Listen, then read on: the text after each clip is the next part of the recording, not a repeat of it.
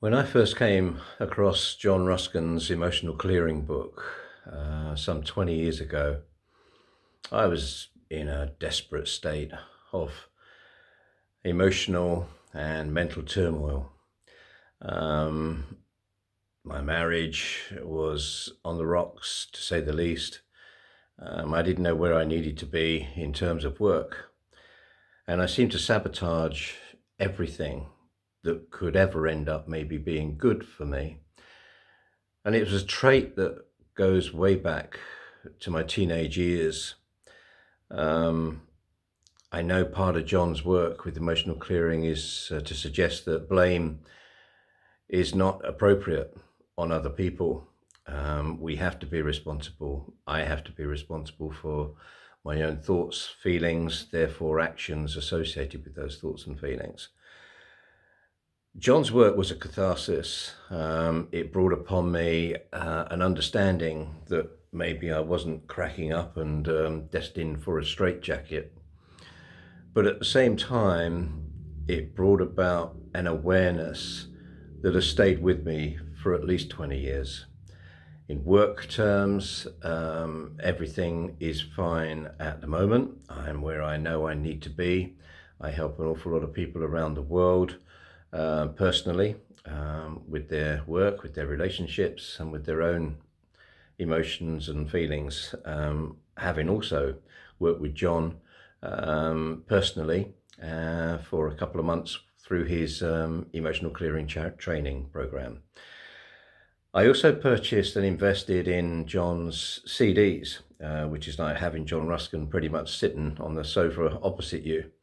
And those have been an immense source of comfort, growth, development, and involvement and understanding. His four-step program of becoming, first of all, aware that there is something within that maybe is creating some problems, issues that you're facing.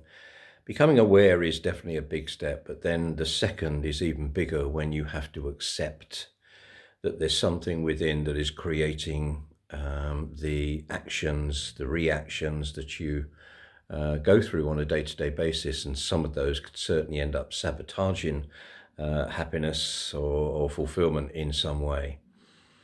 Third step, direct experience, is even tougher, and that's maybe why emotional clearing concept, John's emotional clearing concept, hasn't got to the masses yet, because it's hard work. There is no doubt about it. It's hard work. You are working with self, on self, and you have to go through the experiences of the emotions and the thought processes that are creating those emotions and feelings, and you have to face them head on. That's not easy. We tend to run away from fear, we tend to run away from anger, and we tend to run away from any negative feelings, really. And of course, that's the last thing we have to do. Got to face it head on, experience it, and then using John's incredibly powerful concept of emotional clearing, utilize the fact of next step being transformation. Once you face deep-rooted emotions, no matter how damaging, no matter how disempowering or immobilizing they are, once you've faced them and once you have taken them through the emotional clearing process, then you can find healing. You can find a sense of peace within. And it's a constant. This is a lifelong concept. Whenever you go through difficult stages in life, you're being challenged in some way, whatever way, really. The emotional management technique, which John also speaks about in the book, is wonderful, but it's there for each of us on a day-to-day basis. I believe totally in the concept of John's emotional clearing, and the new book coming out hopefully next year, as you've mentioned, is again reiterating but also refreshing in its approach to what we can do for ourselves. And in the end, that's what it is. It's what we can do for ourselves. It is a self-therapy process, but that's bringing the power back to us. It brings the power back to our own hands, into our own control. and we don't feel as if life is seeking to to take us out of our happiness or our peace. Um, we do that willingly enough, but with John's concept of emotional clearing, you can let that go forever.